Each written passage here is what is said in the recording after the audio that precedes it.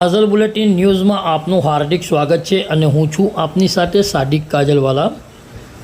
દર્શક મિત્રો, વડોદરાવાસીઓએ ગત ચોમાસામાં પૂર અને તેના લીધે ઊભી થયેલી હાલાકીનો સામનો કર્યા બાદ હવે શહેરમાં અનેક જગ્યાએ દૂષિત પાણી, ખખડજ રસ્તા, રખડતા પશુઓ સહિત અનેક સમસ્યાઓનો સામનો કરવો પડી રહ્યો છે અને જેના કારણે શહેરના નાગરિકો રોજબરોજ હેરાન પરેશાન છે।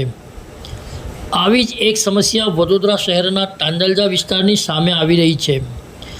તે વિસ્તારના આગેવાન અને વડોદરા શહેર કોંગ્રેસ સમિતિના વસીમ શેખ દ્વારા પત્રકાર 4 રસ્તાથી તાંડલજા ગામ જતા રસ્તા પાસેની છે, જ્યાં છેલ્લા ઘણા સમયથી રસ્તો બિસ્માર હાલતમાં છે અને તેમનું કહેવું છે કે આ વિસ્તારમાં અનેક જગ્યાએ ખોદકામ કરવામાં આવ્યું છે, જેના કારણે રોડ રસ્તામાં અકસ્માતનો ભય નાગરિકોને સતાવી રહ્યો છે અને વાહન ચાલકો અને રાહદારીઓ હાલાકીના ભોગ ભોગવી રહ્યા છે। તેઓની એક માંગ છે કે આ વિસ્તારમાં તાત્કાલિક ધોરણે ડામરનો રસ્તો બનાવી આપે અને તેવી માંગણી કરવામાં પણ આવી રહી છે। વડોદરાથી સાદિક કાજલવાલાનો ખાસ રિપોર્ટ।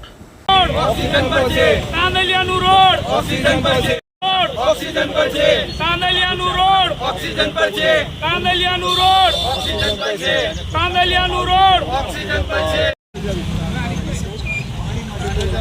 एक मिनट आदि का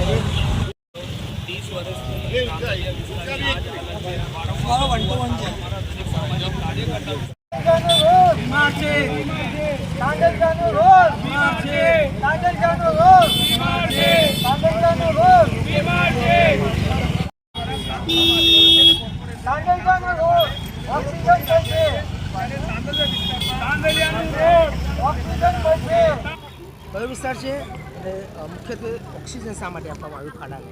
અમારો રોડ પાછલા 20 વર્ષોથી ઓક્સિજન પર છે, બીમાર છે, જેની રજૂઆત અમે વડોદરા મહાનગરપાલિકાના અધિકારીઓને કરી છે કે અમારા રોડની સારવાર કરો, પણ વડોદરા મહાનગરપાલિકાના અધિકારીઓ સારવાર કરવામાં નિષ્ફળ રહ્યા છે। તેના કારણે અમારો રોડ ઓક્સિજન પર આવ્યો છે, જેથી કરીને આજે અમે રોડને ઓક્સિજન આપ્યું। રોડને ઓક્સિજન એટલા માટે આપ્યું કે રોડને ઓક્સિજન નહીં આપતા તો નાગરિકોને ઓક્સિજનની જરૂરત પડી રહી છે આ રોડના કારણે।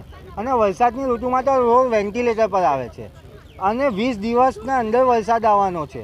આ તો એક નાનું કામ છે, વરસાદી કાચ ડાયવર્ટ કરવાનું। આ કામને 1.5 મહિના લાગતા હોય પૂર્ણ થવા માટે, તો રોડ ક્યારે બનશે? અમારો રોડ મળી જશે। તેથી કરીને અમે અમારી ફરજ નિભાવી છે કે તાંડલજાનો રોડ બનાવવામાં આવે, તેને જીવતો કરવામાં આવે, એટલા માટે આજે આ પ્રોગ્રામ કર્યો છે।